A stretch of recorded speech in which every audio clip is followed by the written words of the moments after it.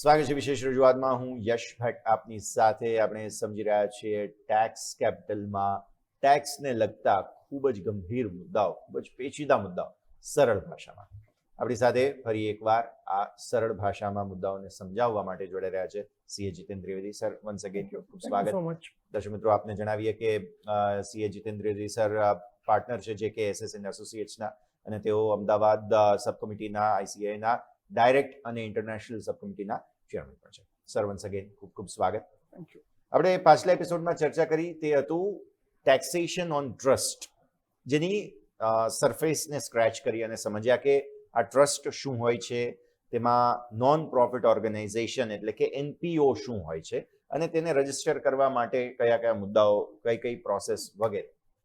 Sir, હવે આ એપિસોડમાં આપણે સમજવું છે કે શું પર્પઝ હોય છે એક નોન પ્રોફિટ ઓર્ગેનાઇઝેશનનો, અને તેને કયા પ્રકારના એક્ઝેમ્પશન્સ એક ટ્રસ્ટ તરીકે કે એક NPO તરીકે જ્યારે તેઓ રજીસ્ટર થાય છે તો તેમને મળતા હોય છે. સર યશભાઈ, હું એમ કહીશ કે જો આપણે વાત કરીએ કે આ ટ્રસ્ટની એમના શું પર્પઝ હોય છે, તો ઇન્કમ ટેક્સની અંદર જો તમારે એક્ઝમ્પશન લેવું હોય તો તમારા પર્પઝીસ ડિફાઇન્ડ છે under the income tax act, કે તમારે આ 6 કે 7 એક્ટિવિટીમાં જે કરતા હો તો જ તમને ઇન્કમ ટેક્સનો બેનિફિટ મળે, અધરવાઇઝ તમને બેનિફિટ ના મળે. જેવું કે તમે એક્ટિવિટી કરો છો ફોર એડ્યુકેશન, તમે એડ્યુકેશન આપવા માટે, not education activity as commercial activity. પહેલાં તો કમર્શિયલ એક્ટિવિટી કે આવવું જ ના જોઈએ. ઇટ શુડ બી સોસાયટીના બેનિફિટ માટે at a very concessional rate, અથવા જસ્ટ એન્ડ જસ્ટ તમે તમારી એક નાનકડી કોસ્ટ કે જે તમારી બુક્સ કે છે એની જ તમે એક કોસ્ટ રિકવર કરો છો, અને એ એની નોર્મલ માર્કેટ વેલ્યુથી બહુ જ ઓછા દરમાં હોવું જોઈએ, રાહત દરમાં હોવું જોઈએ, તો જ તમે એમ કહી શકો કે તમે એડ્યુકેશન માટે કંઈ કામ કરી રહ્યા છો. Number 2, medical relief, medical camps, કે જે તમે બહુ જ ઓછા દરમાં તમે નિદાન કરો છો, ઓછા દરમાં તમે ઓપરેશન કરો છો, અથવા કેમ્પ્સ યોજો છો, અવેરનેસ ક્રિએટ કરો છો ઘણી બધી બીમારીઓ માટે. તમે દર્દીઓ માટે ફ્રીમાં એમ્બ્યુલન્સ આપો છો, તમે વ્હીલચેર કે એવી કોઈ સેવા આપી રહ્યા છો કે જેથી લોકોને, જે લોકો અફોર્ડ નથી કરી શકતા, જે લોકો પાસે એટલા પૈસા નથી, એને એક બેનિફિટ મળી શકે. નંબર 3, તમે કોઈ પબ્લિક યુટિલિટીનું કામ કરી રહ્યા છો, ડિફાઇન્ડ નથી, બહુ જ બધા લિટિગેશન્સ છે, મેટર હાઈકોર્ટ, સુપ્રીમ કોર્ટ સુધી ગઈ છે ટુ ડિફાઇન કે પબ્લિક ચેરિટેબલ યુટિલિટી મેટર શું કહી શકાય. પણ હું એમ કહીશ કે જે નોર્મલ પબ્લિક માટે, આમ પબ્લિક માટે, આમ જનતા માટે જો તમે એક કોઈ સર્વિસ પ્રોવાઈડ કરી રહ્યા છો કે કંઈક ગુડ્સ પ્રોવાઈડ કરી રહ્યા છો for a very concessional rate or at free of cost. Example, તમે કાં તો એકદમ નજીવી દરમાં જમાડી રહ્યા છો, જે તમારી કોસ્ટ પણ રિકવર કરી શકે એવું નથી, પણ તમે તમારા ડોનેશન્સથી અથવા જે ડોનર છે એને વિલિંગનેસથી એના પૈસાથી તમે જમાડી રહ્યા છો, ફ્રીમાં જમાડી રહ્યા છો. ઘણા બધી જગ્યા ઉપર ગુરુવારે, શનિવારે, સોમવારે ફ્રીમાં જમણવાર થતો હોય, પ્રસાદી રૂપે આપવામાં આવતું હોય, એટલે એવું કંઈક એક્ટિવિટી થતી હોય, કે જેની પાસે આશરો નથી એને તમે આશરો આપી રહ્યા છો, એકદમ ઓછા દરમાં તમે એમને રહેવા માટે જગ્યા આપી રહ્યા છો, કપડાં આપી રહ્યા છો, એવી કોઈ એક્ટિવિટી થતી હોય તો એને તમે પબ્લિક યુટિલિટી ચેરિટેબલ એક્ટિવિટી કહી શકો છો. નંબર 4, જો તમે કોઈ યુનિવર્સિટી ચલાવી રહ્યા છો which is registered under the government and norms, A activity હોઈ શકે, એના રૂલ્સ અલગ છે. 5th, જો આપણે વાત કરીએ તો તમે કોઈ આર્કિયોલોજીકલ મોન્યુમેન્ટને બચાવવા માટેની ઝુંબેશ કરી રહ્યા છો, એના માટે તમે એક સોસાયટી કે એક ઇન્સ્ટિટ્યુશન બનાવી અને તમે એને બચાવવાનો પૂરો પ્રયાસ કરી રહ્યા છો. તમે એન્વાયરમેન્ટલ કન્ઝર્વેશન માટે ઇન્સ્ટિટ્યુશન બનાવી અને એના માટે કાર્યરત છો. બની શકે કે તમે વેલ્સ બનાવતા હો, તમે ચોખ્ખું પાણી વિલેજીસને બધામાં મળવું ડિફિકલ્ટ હોય ત્યાં તમે એના માટે એ કેવી રીતે મળી શકે એના માટે તમે એમને વસ્તુઓ બનાવીને આપી શકતા હો, એના માટે તમે એમને ટેન્ક્સ બનાવીને આપી શકતા હો. તમે અમુક મ્યુનિસિપાલિટી સ્કૂલ્સ કે જ્યાં લોકો ફ્રીમાં ભણવા આવે છે ત્યાં તમે ટોયલેટ ક્લીન, એમને ક્લીન ટોયલેટ, ક્લીન એન્વાયરમેન્ટ આપવાનો પ્રયાસ કરી રહ્યા હો.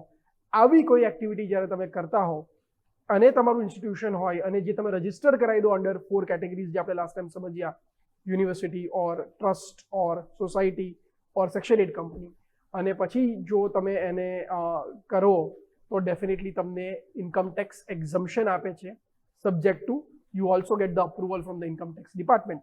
ઇન્કમટેક્સ ડિપાર્ટમેન્ટ ખાલી આટલા રજિસ્ટ્રેશન તમે ત્યાં સ્પેસિફિક એક્ટમાં કરી લીધા એટલે તમને એક્ઝમ્પશન નથી મળી જતા. તમારે ઇન્કમટેક્સ એક્ટમાં પણ એનું એપ્લિકેશન કરીને અલગથી એક એક્ઝમ્પશન લેવાનું છે. પણ તમે આમાંથી કંઈ પણ કરતા હો અથવા આમાંથી બધું કરતા હો, એકથી વધારે વસ્તુ પણ કરતા હો, પણ it should be a part of this 6 or 7 activities, તો તમને એક્ઝમ્પશન મળી શકે છે. યશભાઈ. બિલકુલ. તો અત્યાર સુધીમાં આપણે સમજ્યા કે કયા પ્રકારની પ્રવૃત્તિ કરતી સંસ્થાઓ જે છે તે ટ્રસ્ટ કે NPO તરીકે રજીસ્ટર કરી શકે છે, પરંતુ આમને ટેક્સમાં મળતી બેનિફિટ્સ કયા કયા, એટલે કે એક્ઝેમ્પશન્સ કયા કયા છે, એ પણ થોડું હવે આપણે સમજાવવું જોઈએ. સૌથી ઇમ્પોર્ટન્ટ બેનિફિટ જે હું કહીશ, એમના ઉપર ઇન્કમ ટેક્સ જ ના લાગી શકે. ઓકે.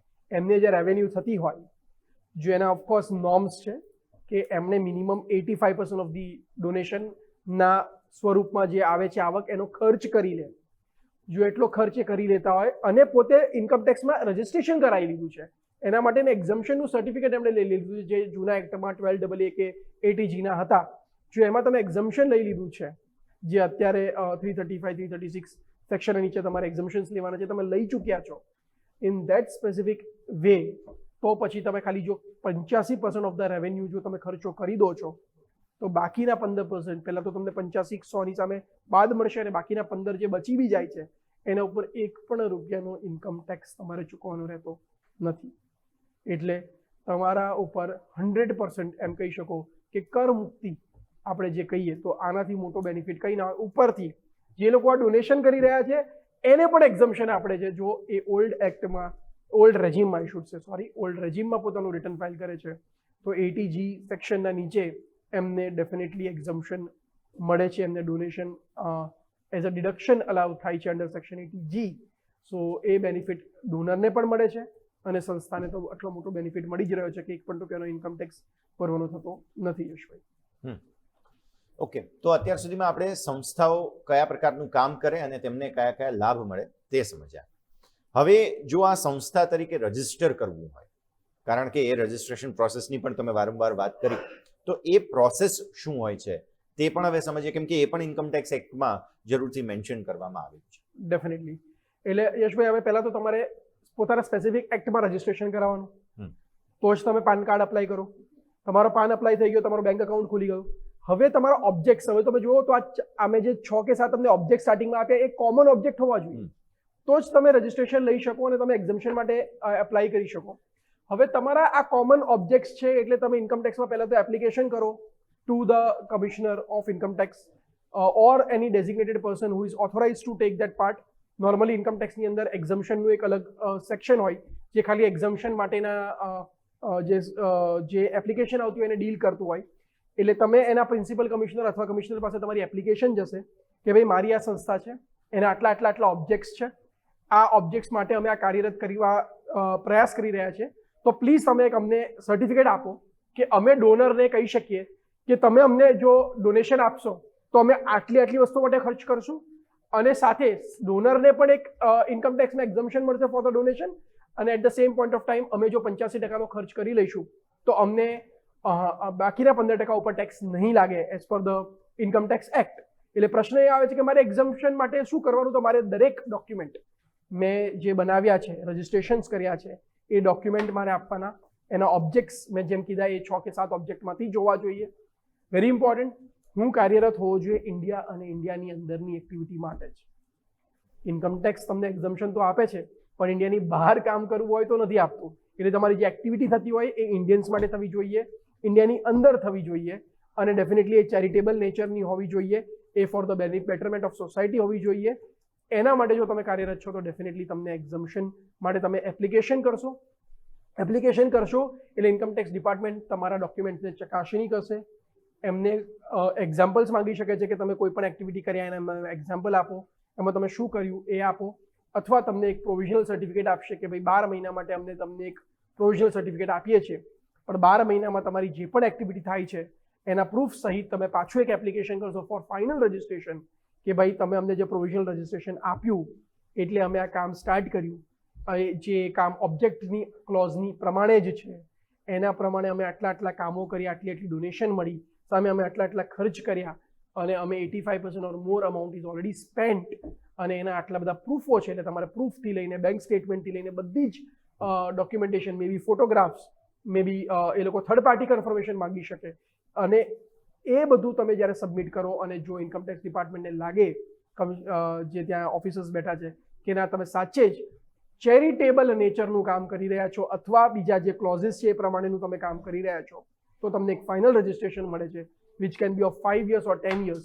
જો તમે નાની સંસ્થા છો, ટર્નઓવર તમારું 5 કરોડથી ઓછું છે, એટલે કે ડોનેશન્સ 5 કરોડથી ઓછી છે, ઇન દેટ કેસ 10 years સુધીનું લાઇસન્સ આપવાની રજિસ્ટ્રેશન આપવાની છૂટ નવા ઇન્કમટેક્સ એક્ટે આપી છે. અને જો તમે મોટી સંસ્થા છો, સ્ટાર્ટિંગમાં નાના છો, પછી તમારા જે ડોનેશન આવે છે એ 5 કરોડથી એક્સીડ કરી જાય છે, ઇન દેટ કેસ તમારે 5 વર્ષે પાછા ડોક્યુમેન્ટ સબમિટ કરીને રજિસ્ટ્રેશન અથવા રિન્યુઅલ ઓફ રજિસ્ટ્રેશન આપણે કહી શકીએ એ કરાવવાનું રહેતું હોય છે. યશભાઈ. ઓકે, તો આ છે એ પ્રોસેસ. એટલે જે તમે પાછલા એપિસોડમાં RNPO અને NPO જે સમજાવ્યું હતું તે વચ્ચેનો તફાવત આ છે, એક રજિસ્ટર્ડ અને એક non registered. Absolutely right, definitely. તો દર્શક મિત્રો, આ સાથે જાઓ એક નાનકડા વિરામનો પણ અત્યારે ફિલહાલ સમય થઈ રહ્યો છે, તો બ્રેક લઈ લઈએ. અને બ્રેક બાદ હવે અત્યાર સુધીમાં આપણે આ ટ્રસ્ટ શું હોય છે, શું કામ કરે છે, એમને કયા પ્રકારની છૂટ મળે છે અને તેની રજિસ્ટ્રેશન પ્રોસેસ શું છે તે સમજ્યા. પરંતુ હવે કોઈ એક વ્યક્તિ જો દાન આપે છે તો તેમને કયા પ્રકારના બેનિફિટ્સ મળે છે તે સમજીશું બ્રેક બાદ.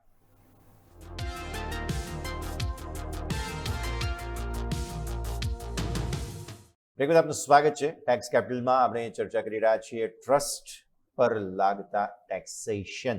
અત્યાર સુધીમાં ઘણી મહત્વપૂર્ણ માહિતી જાણી છે. હવે આપણે જાણીશું કે એક વ્યક્તિ, એક ટેક્સ પેયર જ્યારે કોઈ સંસ્થામાં દાન આપે છે, જીતેન સર, તો તેમને શું પ્રકારના બેનિફિટ્સ અને એમને એ ક્લેમ કરવા માટેની પણ એક સર્ટિન પ્રોસેસ હશે, તો એ પણ સાથે સાથે સમજાવો. એટલે પહેલા તો તમે કોઈ પણ ટ્રસ્ટમાં જો દાન આપો છો તો તમને બેનિફિટ મળી જાય છે એવું નથી. ઓકે, ફર્સ્ટ તો તમારે એ સમજવાનું છે કે તમે એ જ ટ્રસ્ટમાં દાન આપો જે રજિસ્ટર્ડ છે અંડર ઇન્કમટેક્સ એક્ટ, જેને ઇન્કમટેક્સ ડિપાર્ટમેન્ટે રજિસ્ટ્રેશન સર્ટિફિકેટ ઓફ ATG અને 12AA જે જૂના એક્ટમાં એ આપેલું છે. કારણ કે અત્યારે નવા એક્ટમાં જે રજિસ્ટ્રેશન પ્રોસેસ હવે ચાલુ થઈ રહી હશે, એટલે અત્યાર સુધી બેઝિકલી એ લોકો તમને જે રજિસ્ટ્રેશન સર્ટિફિકેટ આપશે એ લાસ્ટ યર્સમાં ATG સેક્શનની અથવા 12AA ની અંદર રજિસ્ટર્ડ છે એવું રજિસ્ટ્રેશન આપશે કે ભાઈ આ એમાં લખ્યું હશે કે આ તારીખથી આ તારીખ માટે. એટલે તમે માંગી શકો છો, તમારે ધ્યાન રાખવાનું છે કે તમે એ સંસ્થાને કહો કે તમે પેલું રજિસ્ટ્રેશન સર્ટિફિકેટ અમને આપો, એટલે તમે ચેક કરી શકો કે ક્યાં સુધીની વેલિડિટી એ સંસ્થાની ટેક્સ એક્ઝમ્પશન માટે છે. તમારું જે દાન થતું હોય એ વેલિડિટી એન્ડ થતાં પહેલાં થયેલું હોવું જરૂરી છે. નંબર 2, તમે કેશમાં દાન આપો છો તો એ 2000 સુધી જ એક્ઝમ્પ્ટ કરવામાં આવે છે. 2000થી ઉપરનું કોઈ પણ દાન હોય તો તમારે registered banking channel UPI, RTGS, NEFT, check, એવી એકાઉન્ટ પે ચેક ઓફકોર્સ, એવી મેથોડોલોજીથી આપવાનું રહે છે જે પ્રૂવ કરી શકે કે તમે આ ડોનેશન કરેલું છે. રિસીટ તમારી પાસે હોવી જોઈએ કે તમે આ દાન કર્યું એની રિસીટ એ લોકો આપશે. અને આ બધું કર્યા પછી પણ જો તમે ઓલ્ડ રેજીમમાં પોતાનું ટેક્સ રિટર્ન ફાઇલ કરો છો તો ડિડક્શન અંડર સેક્શન ATG, હજી બી આકારણી વર્ષ જે ચાલશે 25-26નું ફાઇનાન્શિયલ યરનું અસેસમેન્ટ 26-27 ચાલશે, એટલે અલ્ટિમેટલી અંડર સેક્શન ATG તમે ક્લેમ કરી શકશો. અને તમે જેટલું પણ ડોનેશન કર્યું હોય એનું 50% ઓર 100% ડિપેન્ડિંગ અપોન કયું ટ્રસ્ટ છે જેને તમે ડોનેશન આપ્યું છે એટલા % તમને એક્ઝમ્પશન મળશે. આઈડિયલી આ બધા ટ્રસ્ટોમાં 50% એક્ઝમ્પશન મળતી હોય, બિકોઝ 100% માટે એ PM કેર ફંડ છે કે પ્રધાનમંત્રી CM ફંડ છે એ બધાની અંદર, અથવા અમુક ફાઉન્ડેશન્સ છે જે સરકાર ચલાવતી હોય એની અંદર તમે જ્યારે ડોનેશન કરતા હો ત્યારે તમને 100% બેનિફિટ મળતો હોય છે. આ નોર્મલ ચેરિટેબલની અંદર ideally 50% of the amount donated, જે તમે ડોનેટ કર્યા છે એના 50% સુધીનું અમાઉન્ટ તમને એઝ અ ડિડક્શન તમારી આવકમાં થઈ જાય અને અલ્ટિમેટલી રિમેનિંગ આવક ઉપર જ ટેક્સ ભરવાનું આવે. એટલે જો તમારી આવક અબાઉ ધ સ્લેબ રેટ છે તો ડેફિનેટલી જે તમે ખર્ચો કર્યો, ડોનેશન કર્યું એના 50% તમને એઝ અ રિડક્શન મળે અને નેટ આવક ઉપર જ તમારે ઇન્કમ ટેક્સ ભરવાનો રહે. યશભાઈ. અને સ્વાભાવિક રીતે અહીંયા ફરી એકવાર ખાલી સ્પષ્ટતા માટે કે નવી ટેક્સ સિસ્ટમમાં તો આવા પ્રકારની કોઈ છૂટછાટ નથી. ન્યૂ રેજીમમાં ડેફિનેટલી તમને કોઈ બેનિફિટ નથી મળતો, ઓલ્ડ રેજીમમાં ડેફિનેટલી મળે છે. ડેફિનેટલી. તો આ એક ખાસ સ્પષ્ટતા દર્શક મિત્રો આપના માટે કે જે કંઈ પણ જે દાન આપવા પર તમને મળતી છૂટછાટ છે તે માત્ર જૂના ટેક્સ પદ્ધતિ પ્રમાણે જ તમને મળે છે. અચ્છા, હવે કઈ રીતે છૂટ મળે તે તો સર આપણે સમજ્યા, પરંતુ જે સંસ્થા જેમણે RNPO કે NPO તરીકે એવો કાર્યરત છે તેમને પણ કંઈક ને કંઈક તો આવક થાય જ છે. જે તમે અગાઉ કહ્યું કે 85% સુધીની આવક જે છે તેને તમારે ખર્ચ કરી લેવી પડે, તો આ નિયમ થોડો સમજાવો, કેમ કે આમાં પણ રોકડથી થતી આવક, અલગ આવક અને આવકના પણ સ્વાભાવિક છે કે પ્રકાર છે, અને અહીંયા ખર્ચને લઈને તમે એક વાત કરી કે આ 85% સુધી ખર્ચ કરવો પડે, તો આ શું છે? શા માટે 85%ની જ રકમ ફિક્સ કરવામાં આવી? કેમ 85% કરવામાં આવી? તો હવે 85 જ કેમ એનો કોઈ સ્પેસિફિક આન્સર નથી, પણ આન્સર એવો છે કે ઇન્કમ ટેક્સ એક્ટની અંદર ઇન્કમ ટેક્સ ડિપાર્ટમેન્ટે એવું કીધું કે તમને 100 રૂપિયાની જો આવક થાય છે, તમે 85 અથવા એનાથી વધારેનો ખર્ચ, 85 અથવા એનાથી વધારે, એટલે મિનિમમ 85 છે ઓફકોર્સ, એનાથી વધારેનો ખર્ચ જો તમે તમારી કીધેલી એક્ટિવિટીઝ માટે કરો છો, એનો મતલબ તમે જે એક્ટિવિટીઝ કીધી હતી જેના લીધે તમને એક્ઝમ્પશન આપ્યું છે, તો ડેફિનેટલી તમે મેજોરિટી ઓફ ધ એક્સપેન્ડિચર્સ તમે લોકો માટે, લોક કલ્યાણ માટે કરી રહ્યા છો. ઇન ધેટ કેસ તમે એક્ઝમ્પશનના હકદાર છો, અને તમે બાકીના 15% ન કરી શક્યા તો કંઈ વાંધો નહીં, તમે ફ્યુચરમાં કરજો, તમે એને રિઝર્વ્સમાં નાખી દો, અને ફ્યુચરમાં ડેફિનેટલી તમે એને લોક કલ્યાણ માટે કરશો તો તમને અત્યારે અથવા ફ્યુચરમાં પણ એ આવક ઉપર 1 પણ રૂપિયાનો ટેક્સ ભરવાની જરૂર નહીં પડે. હવે તમારો ક્વેશ્ચન આવ્યો કે સર આમે તમે એવું કીધું હતું કે ડોનેશન્સ તો 3 પ્રકારના હોય, તો મેજરલી 2 પ્રકારના હોય છે, જનરલ ડોનેશન્સ અને કોર્પસ ડોનેશન. તો જનરલ ડોનેશન ડેફિનેટલી તમારા દર વર્ષે થનારા ડોનેશન્સ છે એના 85% તો એ વર્ષે વાપરવા જ જોઈએ, પણ જે કોર્પસ ડોનેશન છે, હવે એ તો તમે કોઈ સ્પેસિફિક એક્ટિવિટી માટે રાખેલું છે, જેમ કે મારે મંદિરને નવું બનાવવું છે 3 વર્ષ પછી, ટાર્ગેટ એવો છે કે 2030માં મારે નવું જીર્ણોદ્ધાર કરવો છે, તો એના માટે જે પણ મને ફંડ મળી રહ્યું છે એને હું બેલેન્સ શીટમાં લઈ જઈશ, એને હું ઇન્કમમાં નહીં લઈ જાઉં, બિકોઝ એનો ખર્ચ તો 2030 પછી થવાનો છે. તો એ જે પણ કોર્પસ થાય છે એનું 2030-31માં ડેફિનેટલી એનો જે નોર્મ્સ માટે તમે એનો ઠરાવ પાસ કરીને જે તમે કર્યું છે એનું અલગથી કેલ્ક્યુલેશન બેસશે, અને જનરલ ડોનેશનનું અલગ બેસશે. જનરલ ડોનેશન જે તમારું થઈ રહ્યું છે એના 85% અથવા એનાથી વધારેનો ખર્ચ તમારો થવો જરૂરી છે. ક્વેશ્ચન કઈ જગ્યાએ થવો જોઈએ? પેલી એક્ટિવિટીઝમાં જ થવો જોઈએ, medical, you can say public charitable activity, કા પછી એડ્યુકેશન. જો ઘણી બધી સંસ્થાઓ હશે, તમને ખબર હશે કે પોતાનો વાર્ષિક ઉત્સવ કરી અને એકદમ નજીવા દરે લોકોને ફ્રીમાં બુક્સ આપતા હોય, અથવા એકદમ નજીવા દરે બુક્સની વહેંચણી કરતા હોય, શિષ્યવૃત્તિ આપતા હોય, એડ્યુકેશન માટે એક ભંડોળ આપતા હોય, તો આ બધી એડ્યુકેશન એક્ટિવિટી થઈ. 5 રૂપિયા 10 રૂપિયામાં તમારું નિદાન કરતા હોય, આ બધી તમારી મેડિકલ એક્ટિવિટી થઈ. સો આવી કોઈ એક્ટિવિટી ચાલતી હોય એમાં તમારો જે ખર્ચ, બિકોઝ તમારો ખર્ચ તો 10 રૂપિયાની આવકથી નથી થઈ જવાનો. ડોક્ટરને તો તમે 5000 રૂપિયા આપી રહ્યા છો પૂરા દિવસમાં સેવા આપવા માટે, અને સામે તમારી આવક તો 500 રૂપિયા જ થઈ, 50 દર્દીના 10 રૂપિયા, તો બાકીના 4500 તો સંસ્થા પોતાના ડોનેશન્સમાંથી આપી રહી છે. તો એ બધામાં તમે તમારો જો ડોનેશનનો ઉપયોગ કરો છો, અને એ ઉપયોગ જે તમે કરો છો એ તમારી આનારી ડોનેશનની 85% ઓર અબાઉ અમાઉન્ટ થાય છે, ઇન ધેટ કેસ તમારે 1 પણ રૂપિયાનો ઇન્કમ ટેક્સ નથી ભરવાનો. ક્વેશ્ચન એવો બી આવી શકે તમારો કે સર આ વખતે 80% જ વપરાય, તો ઇન ધેટ કેસ એમાં પણ ઇન્કમ ટેક્સે કીધું કે અમે સમજીએ છીએ કે દર વખતે કંઈ તમે પૂરેપૂરું કરી દો એવું તો ના હોય, 5% તમારી રહી ગઈ, કંઈ વાંધો નહીં, તમે એક ફોર્મ ભરો, એમાં તમે ઉલ્લેખ કરો કે આ 5% જે અમારી બચી ગઈ છે એ આવનારા 5 વર્ષની અંદર અમે 100% એનો ઉપયોગ કરી લઈશું. એટલે એ જે તે વર્ષની અંદર 85% પ્લસ આ બચેલી અમાઉન્ટ અમે નેક્સ્ટ 5 યર્સની અંદર 100% અમે એનો ઉપયોગ કરી દઈશું. અને જો તમે કરી દો છો તો પણ ઇન્કમ ટેક્સ કાંઈ વાંધો નહીં, અમારે તમારી પાસેથી ટેક્સ નથી લેવો, બિકોઝ તમે આ વર્ષે નહીં તો આવતા વર્ષે, એના પછીના વર્ષે, એના પછીના વર્ષે, એમ થઈને મેક્સિમમ 5 યર્સની અંદર તમે જે તે એક્ટિવિટી લખી હતી, જે તે લોક કલ્યાણની એક્ટિવિટી તમે ડિફાઇન કરી હતી, એના માટે તમે એ ખર્ચ કરી લીધો છે. તો ઇન્કમ ટેક્સ ડિપાર્ટમેન્ટ કહે છે અમારે તમારી પાસેથી 1 પણ રૂપિયાનો આયકર નથી લેવો, અમે તમારી પાસેથી કોઈ પણ ઇન્કમ ટેક્સ લેવા માંગતા નથી, તમને અમે પૂરી છૂટ આપવા બંધાયેલા છે અને તમને આપે છે. હવે સર તમે આ ટ્રસ્ટ, સંસ્થા, RNPO કે NPO તેમની બધાની વાત કરી, બધી જગ્યાએ અલગ અલગ એક્ટિવિટીઝ ચાલતી હોય છે, જેમ કે નોટબુકનું વિતરણ થતું હોય તો તેના માટે એક ટોકન રકમ વસૂલવામાં આવે. ઘણી જગ્યાઓ પર, ધાર્મિક સંસ્થાઓ પર પ્રસાદના સ્વરૂપે ખાણીપીણીની ચીજ વસ્તુઓની પણ જે છે તે ખાસ વ્યવસ્થા કરવામાં આવતી હોય છે કારણ Right. કે લોકો આવે જાય તો સ્વાભાવિક છે કે ભૂખ લાગે તો ભાઈ તેમના માટેની વિતરણ વ્યવસ્થા પણ હોય. તો શું આ જે આવક થાય છે તેને પણ ટેક્સમાંથી બાદ એટલે કે મુક્ત રાખવામાં આવી છે? હવે આ એક બહુ જ ઇમ્પોર્ટન્ટ ક્વેશ્ચન છે. હમ. અમેન્ડમેન્ટ થયું હતું અમુક વર્ષો પહેલા ઇન્કમટેક્સ એક્ટની અંદર, કારણ કે ઘણી બધી સંસ્થાઓ એવું કરતી હતી કે સંસ્થાના નામે ધંધો કરતી હતી. અચ્છા. See where I am talking charity અને બિઝનેસ બંને વચ્ચે એક થિન લાઇન ઓફ ડિફરન્સ છે. ધંધો પ્રોફિટ માટે કરો છો કે નથી કરતા અલગ વસ્તુ છે, પણ તમે ધંધો ક્યારે કહેવાય? જ્યારે તમે કોઈ ગુડ્સ કે સર્વિસીસ પ્રોવાઈડ કરી રહ્યા છો અને તમે એની સામે કોઈ અમાઉન્ટ લઈ રહ્યા છો તો ડેફિનેટલી બિઝનેસ એક્ટિવિટી કહેવાય.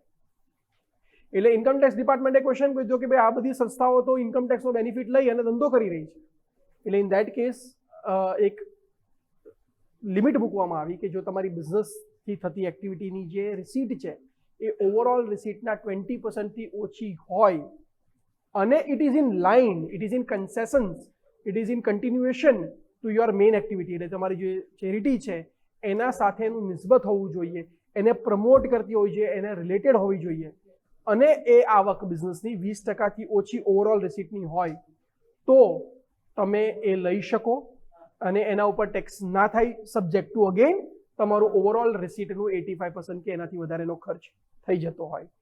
પણ જો તમારી બિઝનેસ રિસીટ 20%થી વધી જાય તો તમારે બિઝનેસ રિસીટને અલગ કરવાની, એના ઉપર તમારે ડેફિનેટલી 30% પ્રમાણેનો ટેક્સ ભરવાનો છે. Highest slab rate that is 30% ઇન્ડિયામાં અત્યારે એના ઉપર તમારે ટેક્સ ભરવાનો થાય છે. સિમિલરલી જો તમે 85%થી વધારે સ્પેન્ડ ન કરી શક્યા તો બાજુમાં મૂકશો. 5 વર્ષ સુધી પણ ના કરી શક્યા તો 6થા વર્ષે એ જે તમે નથી ખર્ચ કર્યો એ અમાઉન્ટ ઉપર 30%નો ઇન્કમ ટેક્સ સરકારને ચૂકવવાનો રહે છે. એટલે ઇન્કમ ટેક્સ તમને છૂટ આપી રહી છે પણ એ સબ્જેક્ટિવ છૂટ છે. તમારે સાથેના રૂલ્સ એન્ડ રેગ્યુલેશન્સ ફોલો કરવાના છે, તમારે ડ્યુ ફોર્મ ભરવાનું છે અને તમારે આ બધું જ બાય ચાર્ટર્ડ એકાઉન્ટન્ટ સર્ટિફાઈ કરાવવાનું છે. So ultimately auditor has to verify, a chartered accountant in practice has to verify under the income tax act કે આ બધું થઈ રહ્યું છે નથી થઈ રહ્યું, અને એના પછી પણ ડેફિનેટલી ડિપાર્ટમેન્ટ પણ પોતાની સ્ક્રુટિની કે અસેસમેન્ટ તો કરી જ શકે છે, પણ પ્રાઇમરીલી આ chartered accountant has to verify અને એને તમે ચેક કરીને એનું સર્ટિફિકેટ આપશો કે ના આ સંસ્થાએ બાજુમાં 85%થી વધારે કાં તો ખર્ચ કર્યો અથવા બાકીના પૈસા બાજુમાં મૂક્યા, અને જે બાજુમાં મૂક્યા એ નેક્સ્ટ 5 યર્સની અંદર એ વેરીફાઈ કરશે કે એણે એમાંથી ખર્ચો કર્યો કે ન કર્યો તો ઇન્ફોર્મ કરશે અંડર ધી ઓડિટ રિપોર્ટ કે 10B નો રિપોર્ટ ઓર 10BB નો રિપોર્ટ જો હોય છે કે સર આ પૈસા આ સંસ્થાએ નથી ઉપયોગમાં લીધા એટલે આના ઉપર તમારે આટલા રૂપિયા ઉપર તમારે ટેક્સ દેવા પાત્ર છે એ સંસ્થા. સિમિલરલી તમે તો ખાલી પ્રસાદની કે નોટબુકની વાત કરી, સર ઘણી બધી એવી સંસ્થાઓ હોય છે જેની પાસે ઘણી બધી ઇન્કમ, રેન્ટલ ઇન્કમ થતી હોય, અથવા 85% સ્પેન્ડ કરી દીધા બાકીના 15% સ્પેન્ડ નથી કર્યા, એ તમે FDમાં મૂકી દીધા, અથવા તમે એની ડિપોઝિટ્સ કરી, તમે પૈસા ઇન્વેસ્ટ કર્યા કોઈ રૂપે અને એમાંથી પણ તમને આવક ઊભી થઈ, તો અથવા તમે ભગવાન માટે મુગટ બનાવ્યું અને હવે તમારે શાનદાર મુગટ બનાવવો છે એટલે જૂનો મુગટ વેચી રહ્યા છો તો એમાં બી તમને એક ગેઇન થયો, તમે ગોલ્ડ વેચ્યું કે સિલ્વર વેચ્યું, એનાથી પણ આવક થઈ. એ બધી આવકના પણ તમારે 85% for the purpose for which it is, એ પર્પઝ માટે જ તમારે એનો ઉપયોગ કરવો પડે. એના સિવાયનો જો તો ઉપયોગ કર્યો તો definitely you are suppose to pay tax, તમારે એના ઉપર ટેક્સ ભરવાનો આવશે. ડેફિનેટલી સર, તો ખૂબ જ રસપ્રદ આપણે ચર્ચા કરી ટેક્સેશન ઓન ટ્રસ્ટ પર લાગુ પડતા ટેક્સેશનની વાત આપણે સમજ્યા. વન્સ અગેન ખૂબ ખૂબ આભાર જીતેન સર, સમય ફાળવીને અમારી સાથે. હું આખરીમાં ખાલી એટલું કહી દઈશ ભાઈ કે ટ્રસ્ટ ઉપર ટ્રસ્ટ હોવો બહુ જરૂરી છે. In that case income tax department કહે છે અમે તમારા ઉપર ટ્રસ્ટ મૂકશું સબ્જેક્ટ ટુ તમે ટ્રસ્ટના રૂલ્સ એન્ડ રેગ્યુલેશન ફોલો કરશો, નહીંતર ટ્રસ્ટ રિવોક થશે તો ઇન્કમ ટેક્સ એપ્લિકેબલ થઈ જશે. બિલકુલ, તો પછી ટ્રસ્ટ બ્રેક થશે. સો ખૂબ ખૂબ આભાર વન્સ અગેન સર સમય ફાળવીને જોડાવા માટે અને આ સમગ્ર ચર્ચામાં ભાગ લેવા માટે. તો દર્શક મિત્રો, આ બે અલગ અલગ એપિસોડમાં અમે આપને સમજાવ્યું છે કે ટ્રસ્ટ પર કયા પ્રકારના ટેક્સેશન્સ લાગુ પડે છે. જો આપે ના જોયું હોય તો ફરી એકવાર આપ અમારા યુટ્યુબ પ્લેટફોર્મ પર જઈને, ફરી એકવાર સોશિયલ મીડિયા OTT પ્લેટફોર્મ્સ પર જઈને પણ તમે અલગ અલગ આજે અમારા ટેક્સના આ રજૂઆત છે તેને સમજી શકો છો. આ સાથે જ વિશેષ રજૂઆતમાં બસ આટલું જ. મને યશના સુરજા. આગળના અપડેટ્સ માટે જોડાયેલા રહો ન્યૂઝ કેપિટલ માર્કેટ સાથે.